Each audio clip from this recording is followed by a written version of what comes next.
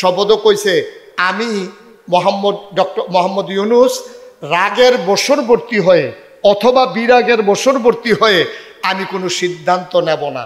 অর্থাৎ আমি রাগ হইয়া কয়া ম্যাডাম এই কথা কখন যেত না, খুশি হয়ে গেলাম স্যার এটাও কখন যেত না। আমি আন্তরিকতার সাথে আইনকে সমুন্নত রেখে আমি কাজ করব। এটা হচ্ছে ১৫০০ বছর আগে নবীজি কইছে। আর আমরা দেশে হন ২০২৪ সালে কেমনে মিল্লা গেছে গা দেখেন, কয় যে পারেন না, ঠিক কিনা? মনটা যা ধরে তা কইবেন। আপনার রাগে হসে তো বাংলাদেশটা চলে না, ঠিক কিনা? বাংলাদেশটা চলবে একটা নীতিতে।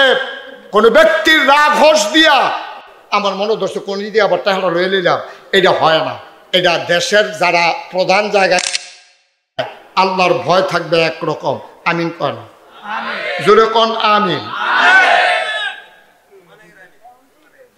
৩ নম্বরে ধনী এবং নির্ধন, অর্থাৎ আপনার যখন টাকা হবে এবং আপনি যখন টাকা থাকবে না, সবসময় আপনি মধ্যম পন্থা অবলম্বন করবেন। আমরা দেশের তারা দেখবেন কয়টা টেহার মুখ দেখলে তে মানুষরে মানুষ কয় না, ঠিক কিনা কয়? আরে বাংলাদেশও কেমনে টেহা হয় আমরা জানি না রে।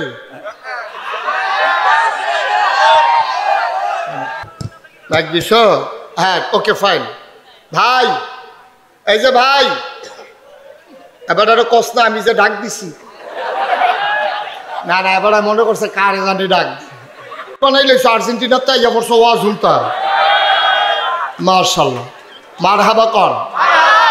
তো যেই কথাটা খেয়াল করেন, যেই কথাটা কইতাম ইসলাম, ধনী এবং নির্ধন, ধনী এবং গরিব দুই অবস্থায় আমরা দেশে আপনার নবীজির হুকুম হইল যে একরকম জিন্দেগি করবা, মধ্যম পন্থা।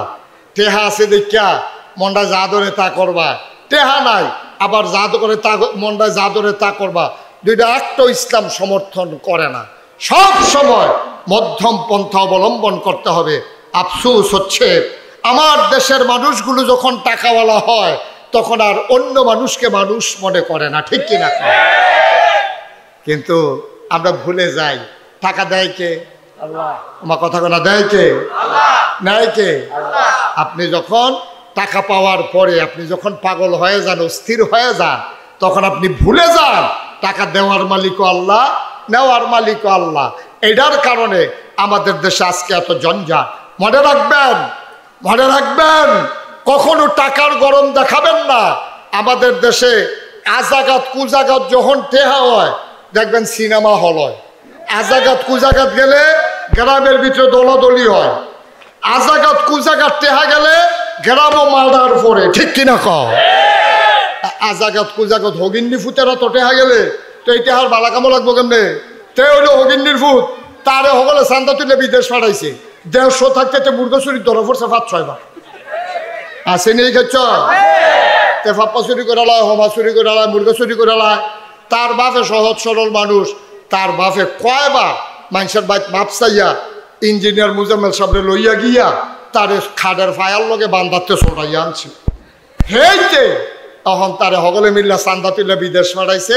তখন কয়টা টেহার মুখ দেখছে, কয়টা টেহার মুখ দেখিয়া তে গ্রামও আইয়া ২ বেড়ায় তর্কাতর্কি করতে আসি। এরকম কথা তো কত কথা কাটাকাটি হয়, ২জনের মধ্যে কথা কাটাকাটি হইতেছে। তো একটারে কানে কানে নাক দিয়ে নিয়ে কয় বইয়ের ওষুধ কীর্তি খিচালাস থাকে রে। হ্যাঁ তো দৌড় দিয়ে গিয়ে খিচালাইছে, যেই তারে দিয়েছে হ্যাঁ তো কই কি তারে খিচার সময় হয়েছে। এটা কাজ্যার একটা জাগাত যাওয়ান লাগবো তো না খিচ হুদু দৌড় দিয়ে গিয়ে খিচালাইছে। হ্যাঁ তে টেহা দিয়া দিছে লাগাইয়া ফের। টাকার কারণে গ্রামে পুলিশ আসে, আইসা মানুষের সম্পদ ওই যেমনা ইয়ে হেমনে যায়। আর বালা মানুষের যখন এত টেহা হইয়ে তখন এই বালা মানুষের এত টেহা হইলে নিজের বাপ দিনের জায়গার বাপ দাদার জায়গার ভিতরে ৫ তলা ফাউন্ডেশন দিয়া ৩ তলা মাদ্রাসা হয়, ঠিক কিনা? আমার আদরের নাসিম, আমার কলিজার টুকরা, আল্লাহর খাস মেহরবানি নিজের বাপ দাদার জমিনের উপরে ক্যাশ টাকা খরচ করিয়া আমি তো অবাক হয়ে গেছি। আমি মালয়েশিয়া গেছি পরে আমারে বলছে যে হুজুর আমারে নানা ডাকে, তার ওয়াইফ আমারে নানা ডাকে, এই কারণে সেও নানা ডাকে। আমার ওয়াজ শুনিয়া নানা নানা ডাকে, তো সেও আমারে নানা ডাকে। তো নাসিম আমারে বলতেছে যে নানা ভাই আপনি একদিন যাইয়েন, একটা সুন্দর করে মাদ্রাসা করছি, সুন্দর করে করছে এইটা আমি বুঝছি, কিন্তু এত সুন্দর যে এটা বুঝছি না। মারহাবা বলবেন না? অনেক সুন্দর করে ওই বালামাইসারা তো টেহা পড়ছে, হাতে চিন্তা করছে এই টেহা অন্যভাবে খরচ না কইরা একটা মাদ্রাসা কইরা দেই, এলাকার সহজ সরল মানুষগুলো দিনই শিক্ষায় যেন আলোকিত হতে পারে। এটাই হচ্ছে বাস্তবতা। এই জন্য আমি সবসময় বলি, টাকার গরম দেখাইয়েন না, আর হালালভাবে যেই টাকা কামাই হয় এই টাকার গরম কেউ দেখায় না। অসৎ পথে যেই টাকা কামাই আসে এইটারে গরম মানুষে দেখায় বেশি, ঠিক কিনা কও? কারণ লেবারের টেহা মাইরা, কন্ট্রাক্টরের টেহা মাইরা, তারপরে গিয়া ব্রিজের ভিতরে রোডের বদলি বাঁশ দিয়া, ইঞ্জিনিয়ার সাহেবের মনে পড়ে গেছে গাড়ে কত ফাইলে আটকাই দিলাম হুজুর, আপনি তো এই কথা লাড়া দিয়া লাইছে, কত ফাইল $80 আটকাই লাইলাম। এটি বুঝি একটা কারবার, আর এটি বুঝি একটা কারবার। মনটা যা ধরে তা করে। আমি কইছিলাম তোরা রোডের বদলি বাঁশ দিছ কীর্তি, কাম লাগলে মোটা রোডের জায়গা চিহন রোড দে, তো তো কয়টা টেহা মাইরা খাওয়ান যায়।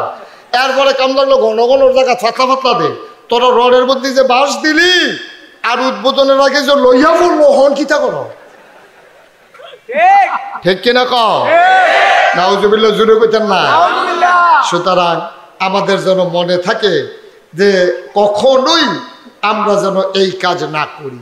এবার আসেন, নবীজি কি সুন্দর সুন্দর সবজি কথা আমরা লোকে বনে নিও না, কত কেনা বনে নি এদিকে আজ কইছে না ১৫০০ বছর আগে কইছে, ১৫০০ বছর আগে আজ যদি মিললে জেগিতেছে। আল্লাহর নবী সাহাবাদেরকে ডাক দেয়া কয়, সাহাবারা শোনো, যখন কেউ তোমার উপরে জুলুম করে তুমি তারে মাফ করে দাও। কেউ যদি, খুব খেয়াল করেন, বাচ্চারা কথা বলো না, কেউ যদি তোমার উপরে জুলুম করে তুমি ক্ষমা করে দাও। আল্লাহ তাবারক ওয়া তাআলা নবীজিরে ডাক দিয়া কি সুন্দর একটা আয়াত কইছো। এবার আমরা সেই আয়াতটা একটু শুনি, কি কইছে নবীজিরে। কোরআনে ঢোকার আগে আমরা আবার চলেন মারদুদ শয়তান থেকে ফেনা হয়েছে যিনি রহমান যিনি রহিম, তার নামে চলেন শুরু করি, সবাই পড়েন। আউযু বিল্লাহি মিনাশ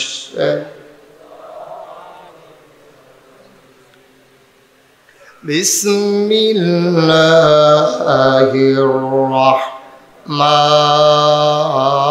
রাহমানির রাহিম।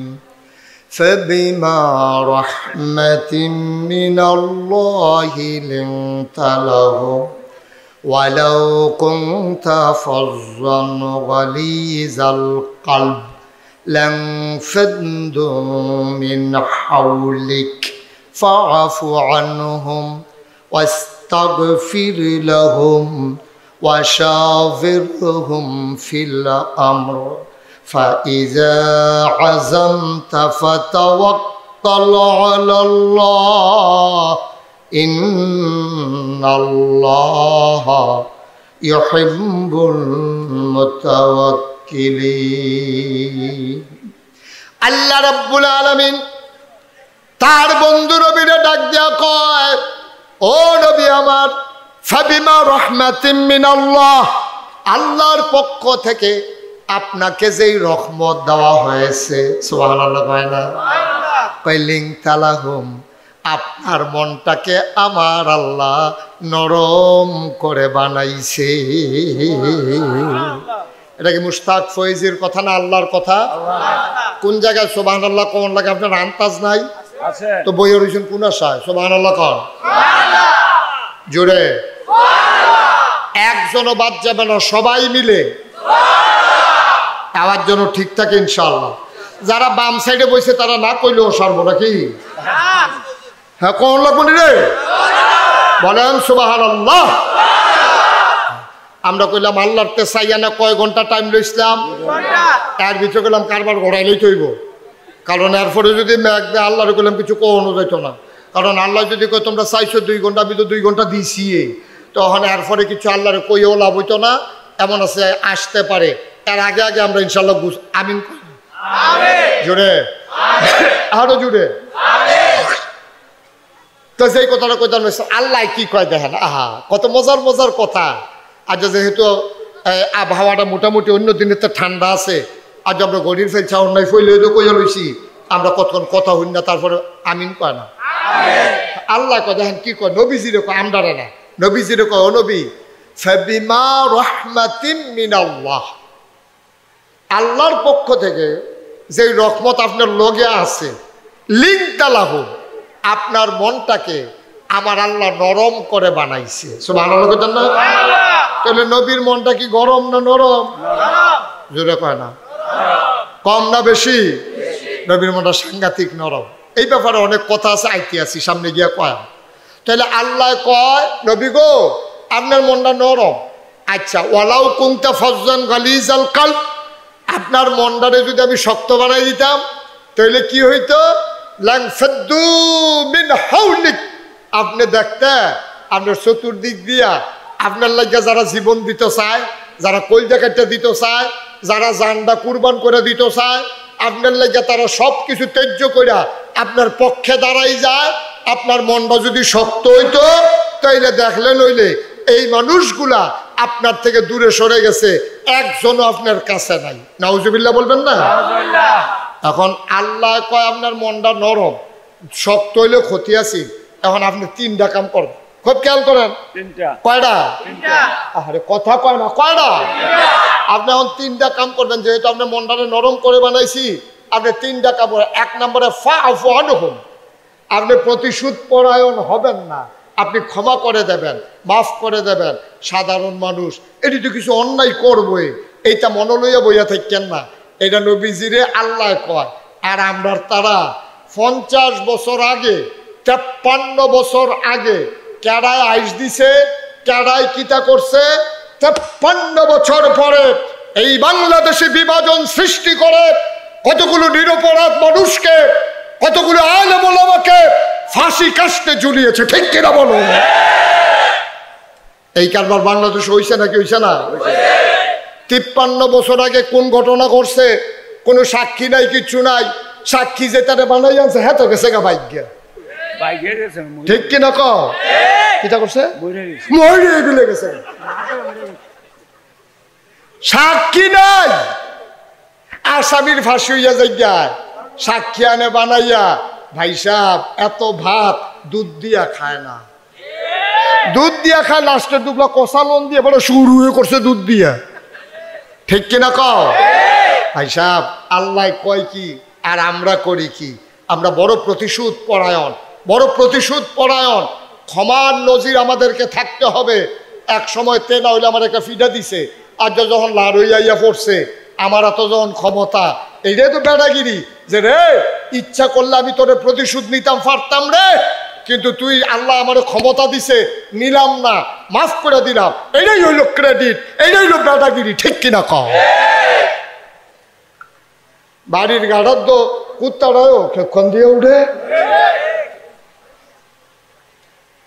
নাকি মিশা কথা কইলা সীমানাটা ফারুইলে দেখবেন তাই না আর একবার না হ্যাঁ এটা আবার ডাক দিয়া না হেতে এই গাছটা এটা হইলো এটার সীমানা আর হেগুল গেলে তাই না আর একবার না তো এই সীমানার ভিতরে হগলে পারে ক্ষমতা পাইলে হগলে পারে ক্ষমতা পাইয়া নবীজি কয় সে প্রকৃত বীর নয় যে যুদ্ধকে সামনে পাইয়া শত্রুকে সামনে পাইয়া যে এই তারে হত্যা করলো সে প্রকৃত বীর নয় প্রকৃত বীর সে যে অপরাধীকে ক্ষমা করে দিল ঠিক কিনা কত কথা কষ্ট হইতে আছে আপনাদের না হযরত আলী রাদিয়াল্লাহু তাআলা আনহু উনি হলো জ্ঞানের সাগর নবীজি কিতা কইছে আনা মাদিনাতুল ইলম ওয়া আলিউন বাবুহা আমি হইলাম এলেমের শহর নবীজি কয় আমি হইলাম এলেমের শহর আর এই শহরে ঢোকার দরজার নাম হইল আলী সুবহানাল্লাহ কইতেন না তাহলে আলীর জ্ঞান কি কম না বেশি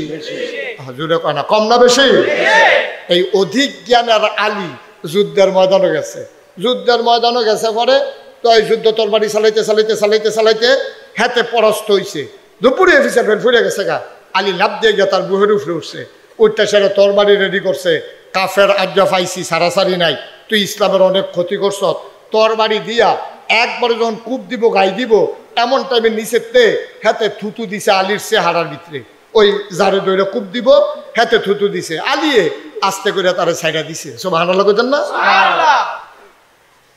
কাফের যোদ্ধা ডাক দিয়া কয়, আলী বুঝলাম না তোমার পতনের পুরুষ মানুষ আমারে এমন করে বাগে পাইয়া, এমন করে কায়দায় পাইয়া কত ক্ষতি আমি ইসলামের করেছি, তোমার সাথে তরবারি ধরেছি, কিন্তু তুমি এটা কি করলা বুঝলাম না। আমার এমন জায়গায় পাইয়া তুমি ইচ্ছে করলে তরবারি ঢুকাই দিতে পারতা, আমি তোমার রাগ উঠানোর জন্য আবার চেহারার ভিতরে থুতু পর্যন্ত মারলাম, তারপরেও তুমি কেন আমাকে তরবারি ঢুকাইলে না বুঝলাম না। আলী চোখের পানি ছেড়ে দিয়ে কয়, ভাই মান আহাব্বা লিল্লাহ ওয়া আবগাদা লিল্লাহ ওয়া আতা লিল্লাহ ওয়া মানা লিল্লাহ ফাকাদ ইস্তাকমালাল ঈমান। আমরা ভালোবাসি আল্লাহর জন্য, মানুষকে ঘৃণা করি আল্লাহর জন্য, দান সদকা করি আল্লাহর জন্য, খারাপ কাজ থেকে মানুষকে বাঁচাই রাখি আল্লাহর জন্য, আমাদের ব্যক্তিগত কোনো স্বার্থ নাই। যুদ্ধের ময়দানে আসছি আল্লাহর খুশির জন্য, কিন্তু আমি যখন তোমার দিকে তরবারি ধরলাম, তুমি যখন আমার মুখে থুতু মারছো, আমার রাগ হয়ে গেছে। আমি চিন্তা করলাম তার এত বড় সাহস, তে আমার মুখে থুতু মারছে। এবার আমি ওই আল্লাহকে ভুইলা আমার জিদ মিটানোর জন্য আমি যখন তরবারি বসাইতে গেছি, তখন আমি বুঝে ফেলছি শয়তান আমার উপরে জয়ী হয়ে গেছে। আমি এখন যদি তারে হত্যা করি, হত্যা হবে, সে আমারে থুতু মারলো কেন? এই জন্য এটা ইসলাম অ্যালাউ করে না। সুতরাং আল্লাহর জন্য যখন পারলাম না, তুমি থুতু মাইরা বাচ্চা গেলা, আমি ব্যক্তিগত আক্রোশে আমি আলী তোমার গলায় ছুরি লাগাইতে পারি না, ঠিক কিনা? দেখছেন ইসলাম কারে কয়, ইসলাম কারে কয় খেয়াল করছে? আলী তারে হতাই লাইছে, তরবারি রয়ে গেছে গা, ইসলামের চরম দুশ্মন, যেই মাত্র থুতু দিছে কয় না না না না, এখন তোমাকে আমি হত্যা করব না। হত্যা করলে এটা আল্লাহর খুশির জন্য হবে না, এটা হয়ে যাবে আমার ওই জিদ মেটানোর জন্য, গোস্বা মিটানোর জন্য। সুতরাং মনে রাখবা, ওই তোমার ব্যক্তিগত আক্রোশ নিয়া তুমি যদি মানুষের উপর অত্যাচার করো, নির্যাতন করো, মনে রাখবা এটার জন্য দুনিয়ায় যেমন তেমন আল্লাহর কাছে জবাব দিতে হবে, ঠিক কিনা কও? খুব সাবধান, মন যা চায় তাই করা যাবে না। আমি তো বারবার বলি, 15 বছর ধরে এই মানুষগুলো যেমন করে বাংলার সহজ সরল মানুষের উপর অত্যাচার করেছে, ওই নিমসার বাজারে যারা সাদাবাজি করেছে, সিএনজি স্ট্যান্ডে যারা সিএনজিও লাগতে টাকা তুলছে, বাস স্ট্যান্ডে বাসের সামনে দাঁড়াইয়া যারা টাকা আদায় করেছে, একদল গেল। আমরা যদি আবার এসে আবার সাদাবাজি শুরু করি, তো আমরা তার মতই হইলাম, ঠিক কিনা কও? বাংলাদেশের মানুষ এটা আর দেখতে চায় না। বাংলাদেশের মানুষ স্বাধীনভাবে একটা দেশ দেখতে চায়, যেখানে সাদাবাজি ছিল এখন আর সাদাবাজি কথা থাকবে না, যেখানে সন্ত্রাস ছিল এখানে আর সন্ত্রাস থাকবে না। দাদা কোথায় কোথায় কোথায় কোথায় মানুষের উপরে হাত তুললে বইয়া রয়েছে, কয় কি তারে দলটা করি, টেবিলে দলটা করে এমনি উদাম কইরা সিহন জিংলা দিয়া ফটফাট ফটফাট করে কটা খিসন যাইতো, ঠিক কিনা কও? আমিন কর। কষ্ট হইতে আছে না? এবার কইসলাম, এখন নবীজিরে আল্লাহ না দায়িত্ব দিছে কয়টা? বললা গেছে কয়টা? 1 নম্বরে ফাফু আনহুম, 2 নম্বরে ওয়াস্তাগফির লাহুম। শুধু আপনি ক্ষমা করবেন এখানে শেষ না, ক্ষমাও করবেন, আবার যারা অন্যায় করছে উম্মতের পক্ষ থেকে আল্লাহর কাছে মাফ চাইবেন, সুবহানাল্লাহ বলবেন না? ওয়াশাবিরহুম ফিল আমর, এবং যে কোনো কাজ করার সময় সকলে লইয়া মেল মিটিং করে বইয়া পরামর্শ করে আর পরে করবেন। তাহলে নবীর মনটা কি গরম না নরম? বা কথা না, গরম না নরম? কম না বেশি? প্রমাণ আছে নাকি নাই? আসুন, নবীর মনটা যে নরম এটার একটা উদাহরণ দিয়া আমরা শেষের দিকে চলে যাব। আল্লাহ যেন সুযোগ দান করে, সবাই কোনা আমিন। আল্লাহ নবী কত নরম তার মন। নবী মুহাম্মদুর রাসূলুল্লাহ, নবীর নাম শুনলে কি পড়তে হয়? 2-1 বার না বারবার, 2-1 দিন না প্রতিদিন, 2-1 সপ্তাহ না প্রতি সপ্তাহ, দুই এক মাস না 12 মাস, দুই এক বছর না সারা জীবন আমরা পড়ব সাল্লাল্লাহু আলাইহি ওয়াসাল্লাম। মদিনার মানুষের বড় অভাব, গভীর মনোযোগ খেয়াল করে শোনো। মদিনায় বড় অভাব, মদিনার মানুষের চুলায় আগুন জ্বলে না। একজন মানুষ একটা উট নিয়ে আসলেন, ইয়া রাসূলুল্লাহ, এই অভাবের মাঝে আমি উটটা দান করে দিতে চাই। আল্লাহর নবী বললেন, জবে করো। উট জবে করা হলো। গরিব মিসকিনের জন্য উটটাকে জব করে অনেকগুলো ভাগ বসিয়ে দেওয়া হলো।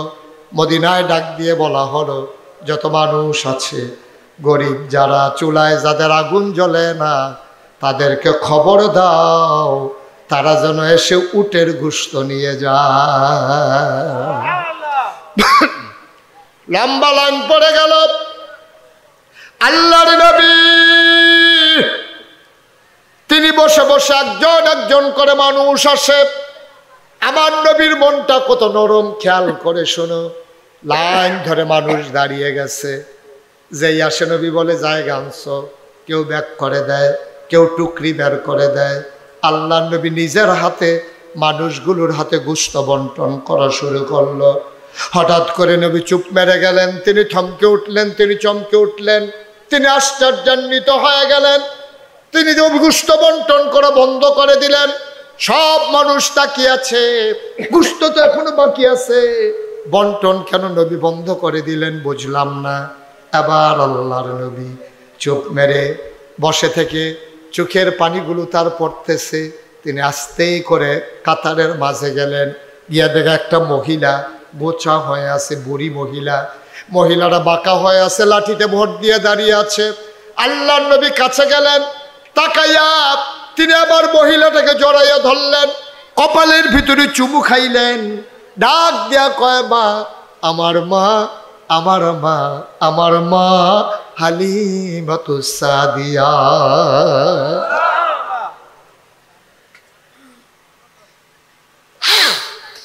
জন্মের আগে বাবা হারিয়ে ফেলেছি, 6 বছর বয়সে মা হারিয়ে ফেলেছি, 9 বছর বয়সে দাদাও দুনিয়াতে নাই।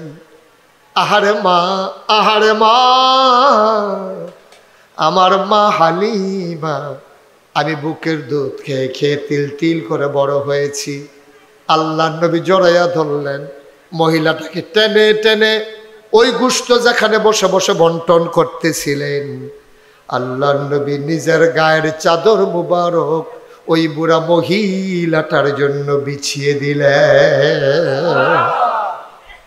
কি নবী আমার, কি নবী আমার! সুবহানাল্লাহ, সুবহানাল্লাহ, সুবহানাল্লাহ।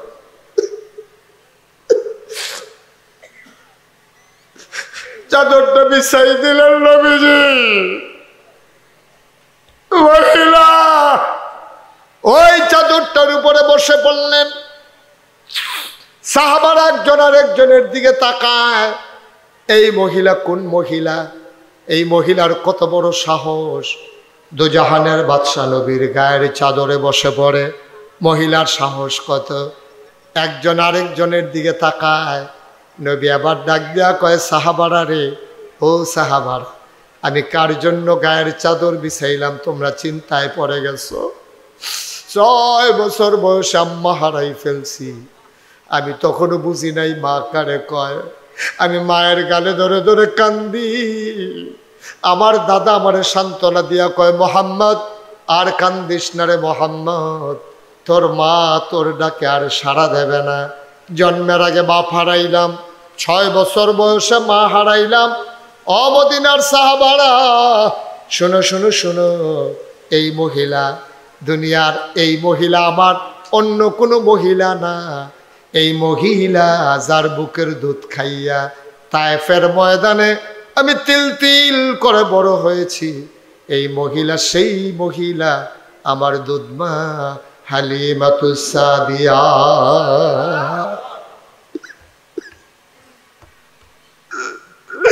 আল্লাহর নবী কয়, আমার সাথে আমার মায়ের দুধমার চুক্তি হয়েছিল, দুধ পান শেষ করাইলে আমি মা আমেনার কাছে দিয়ে আসবে। যেই দিন আমার মা হালিমা আমার বার মদিনা মক্কার দিকে নিয়ে যাচ্ছে তায়েফ থেকে, আমার মায়ের চোখের পানি শুকায় না। আমি যদিও 2-2.5 বছর বয়স হয়েছে, দেখতে আমি 4-5 বছরের বাচ্চার মতো হয়ে গেছিলাম। আল্লাহ আমারে অনেক তাড়াতাড়ি বড় করে দিয়েছে। আমি মায়ের চোখের পানি মুছে দিয়েছিলাম, আমার মা সহ্য করতে পারে নাই। হালিমার স্বামী ডাক দেয়া কয়, ও হালিমা, আরেকজনের বাচ্চা দিয়ে তো আসাই লাগবে, তুমি কেন কাঁদো? হালিমা ডাক দেয়া কয়, স্বামী দিয়ে আসবো, আপত্তি নাই, তবে মনে বড় ব্যথা, মোহাম্মদ রে জড়াইয়া বুকের মাঝে না নিলে আমার ঘুম আসে না। মোহাম্মদকে দিয়ে আসবো, আমি কারে জড়াইয়া ধরে ঘুমাবো?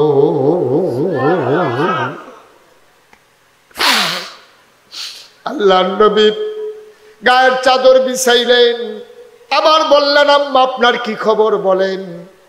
হালিমা চোখের পানি ছেড়ে দিয়ে কান্দে, আমার মোহাম্মদ। আবার নবীজি একটা টুকরি বের করলেন, সবাইরে দিলেন 1 ভাগ গোশত। আল্লাহ নবী হালিমাতুস সাদিয়ারে দিলেন 2 ভাগ গোশত। এবার ডাক দেখো, আম্মা, ও আম্মা, এখন আপনি থাকেন কই? নবীজি সবাইকে বললেন, বাবারা তোমরা এখানে একটু বসো, আমি আমার মাকে ঘর পর্যন্ত একটু আগাই দে।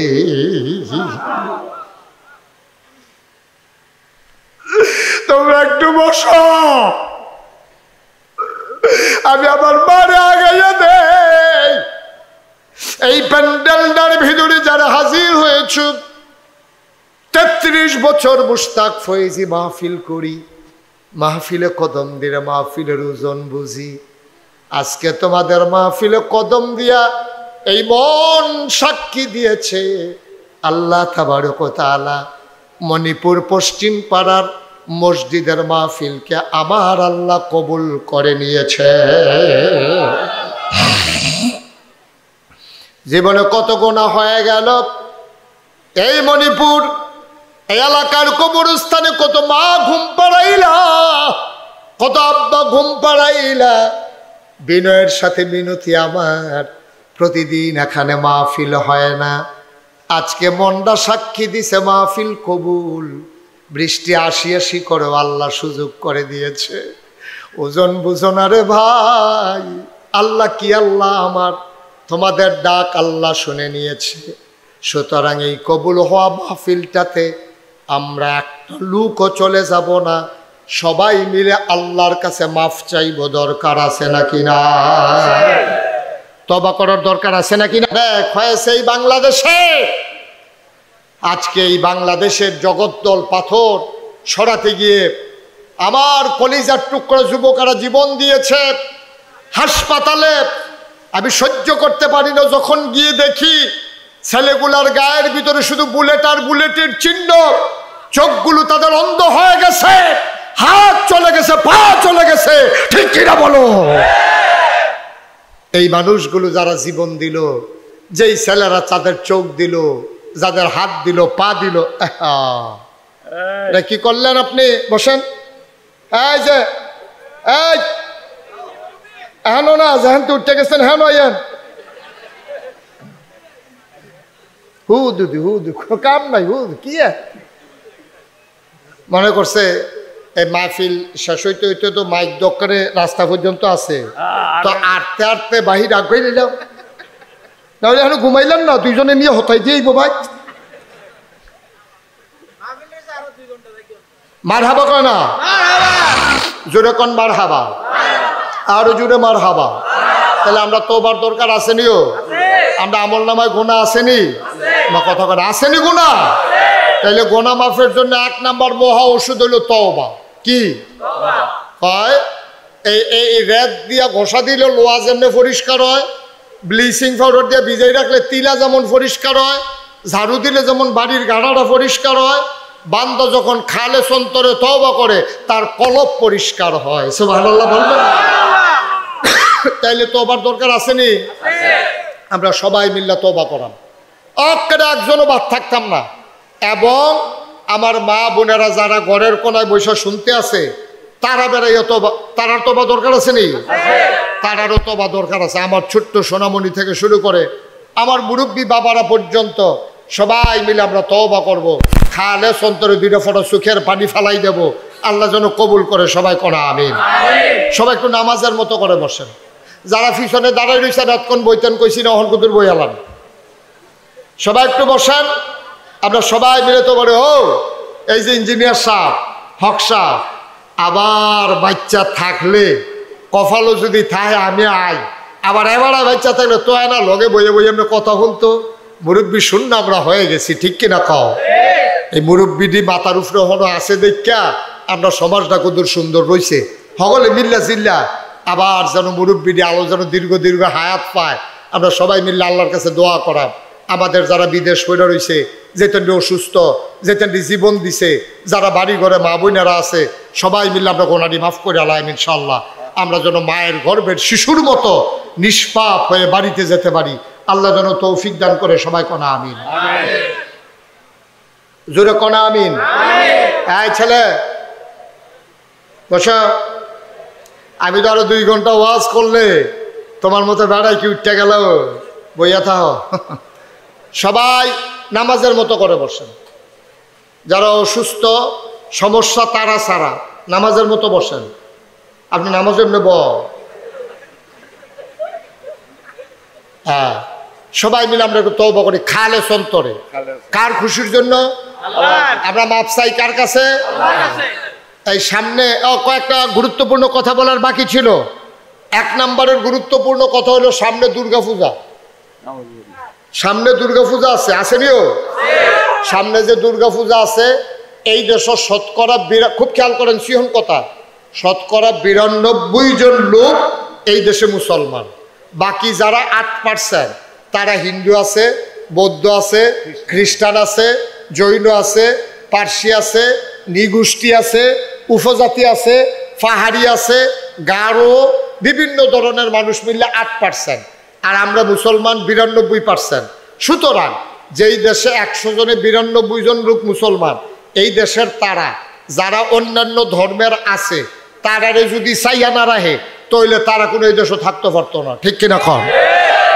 কারণ 92টা লোকের ভিতরে 100 লোকের ভিতরে 92 জন যদি মনে করে 8 জনের কন্যা, তো কোনো হগলে দেওয়ালে ধরলে 2-3 জন কন্যা বাহি তারা রং চাই নেই তো হিতান্ডি নাই, ঠিক নি রে? সুতরাং আমাদের কাছে আমানত, নবীজি আমানত রেখেছে তোমাদের কাছে যারা যেই দেশে সংখ্যাগুরু মুসলমান, সংখ্যায় বেশি মুসলমান, এই দেশে অন্য ধর্মাবলম্বী মানুষগুলো তোমাদের কাছে আমানত। তারা যেন ধর্মকর্ম ঠিকভাবে করতে পারে। তোমরা তারারে মাইরো না, তোমরা তারারে দৌড়ান দিও না, তোমরা তারার মূর্তি ভাঙনের। আরে কত কথা নবীজি কইছে রে। একদিন নবীজি কয় সাহাবারা তোমরা কেন আল্লাহরে গালি দিও না। সুবহানাল্লাহ কোন না কেন? তোমরা কারে গালি দিও না? তো মুসলমান কি কখনো আল্লাহরে গালি দেয়? তো নবীজি এই কথা কইল করে, নবীজি কয় তোমরা আল্লাহরে গালি দিও না। সাহাবারা কয় রাসূলুল্লাহ এটা একটা কথা কইলে আমরা খারাপ দেখে কি এত খারাপ? আমরা আল্লাহরে গালি দেয়? হ্যাঁ, এই কাল করবো না, আল্লাহকে গালি দিবা না। কয় আল্লাহরে গালি দিলাম কবে? কয় তোমরা যদি অন্য দেব দেবীরে গালি দাও তো হেতারা যদি আবার আল্লাহরে লইয়া গালি দেয় তো তোমরার কারণে না হেতারা আল্লাহরে লইয়া গালি দিল, তো গালিটা যেন তুমিয়ে দিলা, ঠিক কিনা কয়? দেখছেন নি কি সিহন কথা? সুবহানাল্লাহ না কেন? তাহলে আমরা হিন্দু দেব দেবী লইয়া টিটকারি মারতাম না, তারাও যেন আমরা আল্লাহরে লইয়া টিটকারি মারতো না পারে। রাজি নি আমরা? 1 নাম্বার। 2 নাম্বারের কথা হলো হিন্দুবাদ মুসলমানের ফুতায় গিয়া সাইরা হিন্দুবাদ ফলাবাইয়া নাচে, এইটা নিলোকে আমরা মুসলমানের ফুতায় এই জিন্সের প্যান্ট ফিন্দা টাইট গেঞ্জি গাও দিয়া ফেয়ার অ্যান্ড লাভলি লাগাইয়া তোমরা গিয়া তারার লোকের নাচনের দরকার নাই, ঠিক কিনা কও? মুসলমানের ফুতায় হিন্দু বাইদ গিয়া পূজা মণ্ডপে গিয়া আমরা তারা নাচছ না। তোমরা লজ্জা সরব একটু কম, এর লেগে কথাটা কম লাগছে। তোমার লগে হিন্দু তে ফরে, তে খায়, তে ঘুমায়, তে খেলে, এরপরে তুমি যদি শুক্রবারে মসজিদ তারে যদি কও রে আমরা যে সিন্নি দিব, নারকল করাইয়া দিব, কাটা কেটে দিব, কচর কচর কামড় করবো, তুই আয় কত সিন্নি খাইবি মসজিদের ভিতরে আয়, তে আইবনি কথা না, তে আইবনি? আমরা তো খানা শুইলাম কি আমরা কোন হিন্দুর ফুতায় আমরা মসজিদ আইয়া না, আমরা মুসলমানের ফুতায় হিন্দু বাদ গিয়া মন্দিরের সামনে নাচে, ঠিক কিনা কম? আপনার লজ্জা শরম কিন্তু কম, আপনার গিন ফিরটা বিদায় হইয়া গেছে দুর্নীতি। কোনো মুসলমানের ফুতায় হিন্দু বাদ গিয়া নাচবা না, সর্বোচ্চ পাহারা দিবা। ইমাম সাহেব যারা আছেন তারা শুক্রবারে মসজিদে ওয়াজ করবেন যে হিন্দু বাড়িতে, হিন্দু মন্দিরে কোনো মুসলমানের সন্তান যেন আক্রমণ না করে। আমার কলিজার টুকরা যুবকেরা, তোমরা পাহারা দিবা। যেমন করে 5ই আগস্টের আন্দোলনের পরে, দ্বিতীয় স্বাধীনতার পরে আমরা কুমিল্লা শহরে যতগুলো মন্দির ছিল, আমি মুশতাক ফয়েজি সহ ওলামায়ে কেরাম, মাদ্রাসার ছাত্ররা, আমরা সবগুলো মন্দিরের সামনে পাহারা বসাইছি যেন কোনো এই সুযোগ যেন না পায়। কারণ বাংলাদেশও একটা হিন্দু যদি ওমাগো কইয়াছিলেন দেয়, ইন্ডিয়ার তারা কয় মারাইছে রে, মারাইছে।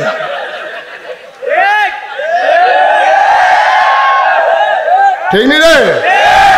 হ্যাঁ, যে উষ্টা খাই ওমাগো কইছে, হেইটাও খবর নাই।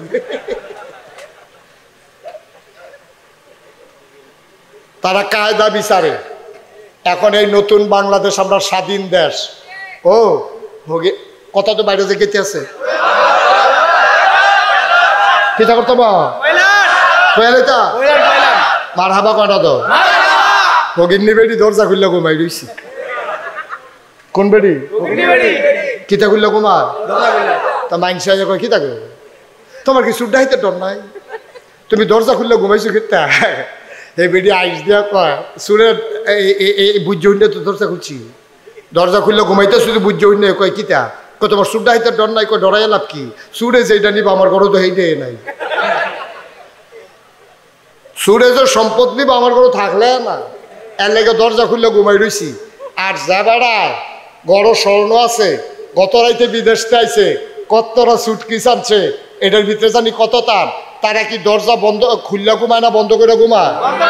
ওটা বন্ধ করিয়া দরজা বন্ধ করছে নি বাহাইজি গায়ে একবার, মাইজি গায়ে একবার, বউয়ে বেড়াইয়া সুইটাটা বেড়াইয়া। দরজাটা জানি বন্ধ হয়েছে নি, কুতুর বরাবরই গেছে দিয়া চায়, মাইদ্রেট কি উঠতে চায়, চাইনিও। কারণ কি? কারণ কি আমার কথা না, কারণ কি? ঘরের ভিতরে মাল আছে, সম্পদ আছে। ঘরের ভিতরে সম্পদ থাকলে চুর ডাহাইতের ডর বেশি, ভগিনী বেটির ডর নাই, ঘরের ভিতরে সম্পদ নাই। ঠিক কিনা কও? তাহলে এখন কি আমরা গরিব না ধনী? 53 বছর আগে স্বাধীন হয়েছে, আমরা কিন্তু সেই স্বাধীনতা কারে কয় বুঝি নাই। এই দেশে সব সময় যারা ক্ষমতাসীন দল তারা মনে করে ফার্স্ট ক্লাস সিটিজেন, আর যারা বিরোধী দল তারা হয় থার্ড ক্লাস সিটিজেন। আমরা স্বাধীনতা 53 বছরে বুঝি নাই, কিন্তু এখন দেখবেন চেহারার ভিতরে আইস। ইমাম সাহেবরা যা একটা বেড়াগিরি, ঠিক নি রে? মসজিদের ইমাম সাহেবরা চেহারা দেখ অন্যরকম, দাওয়াত কম কিন্তু চেহারা উজ্জ্বল। এখন তারা মন খুললা কথা কয়, মিনবার উঠতে যেই ধমক দেয় আমি বেড়ে ডরাই নাই।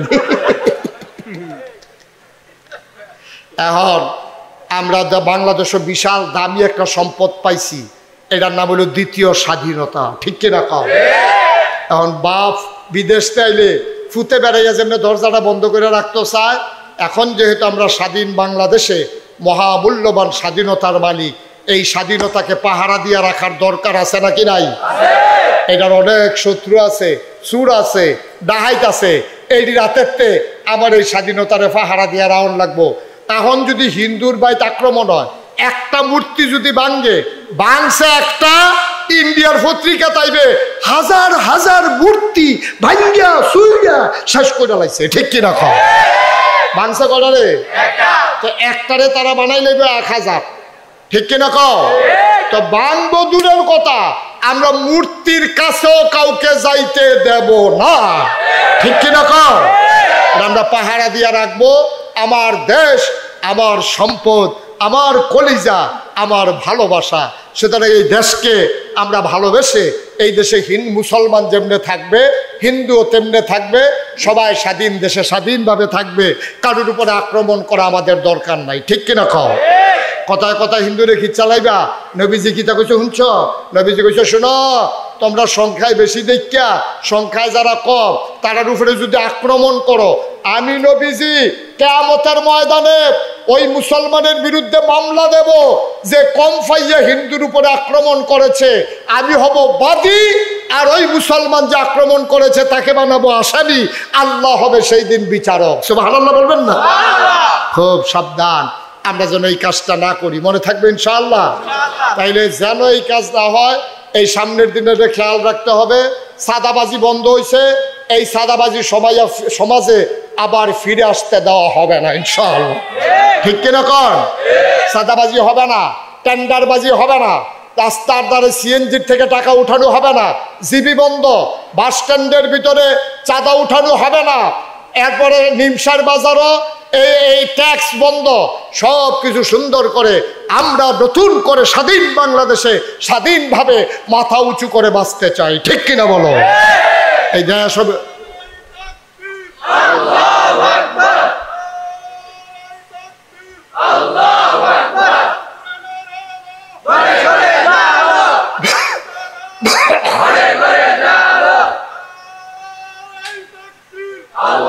সবাই পড়ে না আমিন, জোরে পড়ে না আমিন।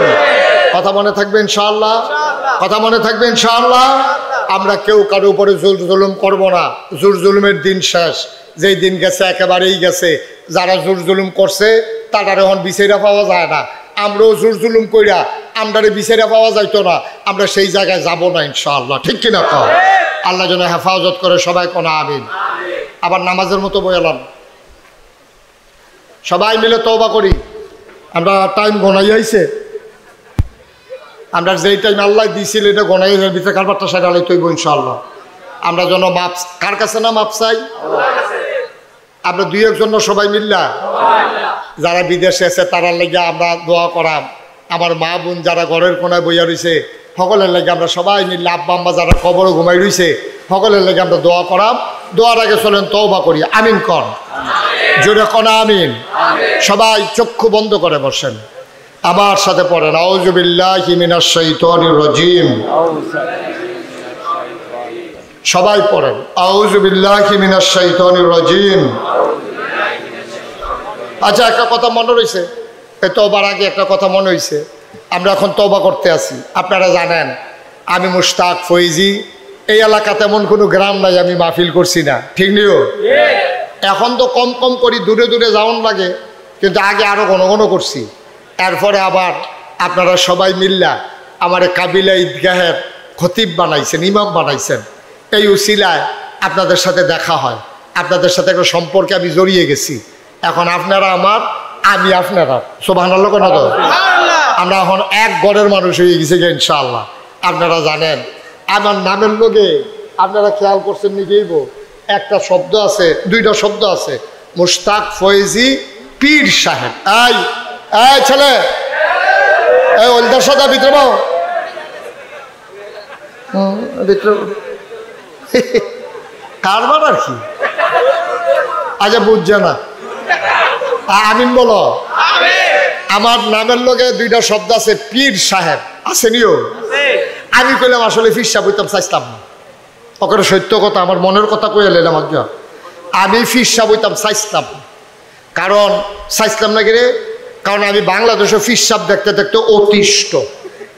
আমি বাংলাদেশে যেই পীর সাহেব দেখছি, আমি দেখছি বালা আতফাও আছে, লেহাপড়া করছে, চোহেও দেহে কানেও শুনে, এবারে বইয়া থাহে এ ফ্যাট ফুট বাবাইয়া হগিন নিবে ইটে হাতে, রিক্সাওয়ালা এটে হাতে, হেইটে হাতে বইয়া বইয়া খায়।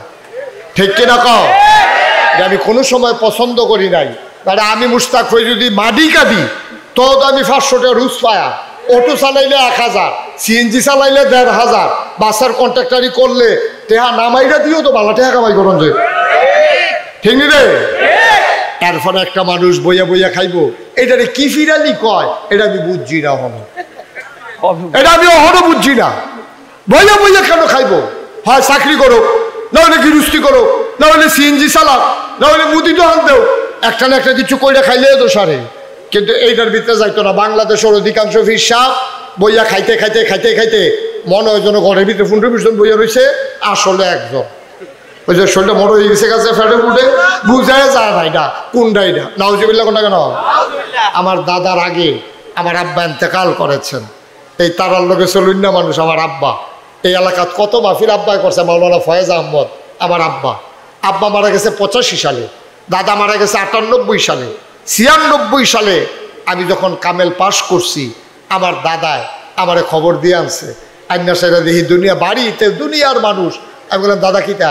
আমি কমলা মরা যাই, এখন চিন্তা করছি তুমি হইবা আমার পরে নাগাইশের ফিরসা। আমি কই মাপ চাই, আমার ফিরালি রাখবো না। আমি লেহাপড়া করছি, মেহনত করে রাখা অন্য মানুষ। আমি চিন্তা করছি আমি মাদ্রাসা করব, আমি এতিমখানা করব, আমার ফিরালির দরকার নাই। দাদা কই ফিরালিও করবা, এডিও করবা।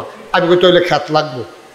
দাদার কাছে কইলাম আমার এক জমিন দিতে হবে। দাদা আমারে 9 শতক জায়গা দিছে। দাদা তো ধনী মানুষ আছিল না, উনি আমারে দিছে 9 শতক জায়গা। কয় শতক? আমি দায়িত্ব পাওয়ার পরে জমিন কিনা শুরু করলাম। আপনার হাজি সাহেব গিয়ে বেড়াই আইছে, দেখতে আইছে। আমার জমিন এখন 18 একর, 1800 শতক। আর আসতে কোন আলহামদুলিল্লাহ। কত শতক? 18 শতক। 1800 শতক। আপনি দি ফুলে 18 করলেন যেমন খেতে বেড়া মার হাবা কেন তো কয় শতক? 1800 শতক।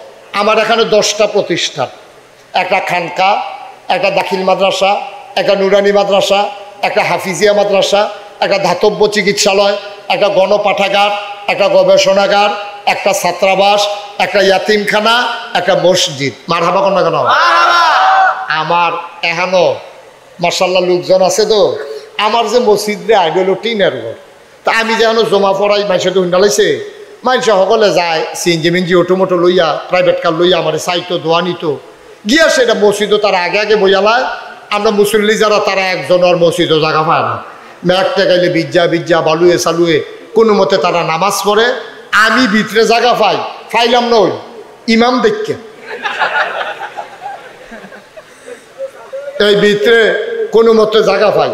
আমি ইঞ্জিনিয়াররা করলাম একটা ড্রয়িং কর, সুন্দর করে একটা মসজিদ করাম, দৃষ্টিনন্দন পৃথিবীর বিখ্যাত একটা মসজিদ করাম। তারা ড্রয়িং করলো, আমার কাছে লই আইলো, দেখি চমৎকার। আমি এটা কি তাইটা? কতদূর মসজিদ। আমি এটা যেমন একটু বড় বড় লাগে, কতদূর বড় কিরকম কইতাম পারতাম না। তবে এই মসজিদটা নামাজ পড়বো এক লগে 6000 লোক। কয় হাজার? আমি যে গেলাম এত বড় মসজিদ যে তোরা রাখলি, এটা করতে কত লাগবো? 15 কোটি। কয় কোটি? এটা যেমনি কইছে আমি মনে করছি 1500। তাড়াহুড়ো করে যে কইছে আমি যে হয়তো 1500-1600 এরকম হইতে পারে। আমি এমন ডরাইছি। আমি আরে কসকিটা 15 কোটিটা, আমি গরিব মানুষ, এইটা পায়াম কজন নিয়ত করে নাই মালাম। নিয়ত করলাম যে আল্লাহ এই মুস্তাক ফৈজি সারা বছরে তো মাহফিল করি, এক বছরে মাহফিল কইরা যত টাকা হাদিয়া পাই পুরা এক বছরের হাদিয়া আমার মসজিদে দান করে দেবো ইনশাআল্লাহ। আমি এক বছরে 25 লক্ষ টাকা জমাইছি। কয় লাখ? 25 লাখ টাকা জমাইয়া আমি মসজিদের কাম শুরু করছি। আপনার কাছে ধর গোপনটা কেলাপ নাই, একতলার ছাদ হয়ে গেছে মসজিদের।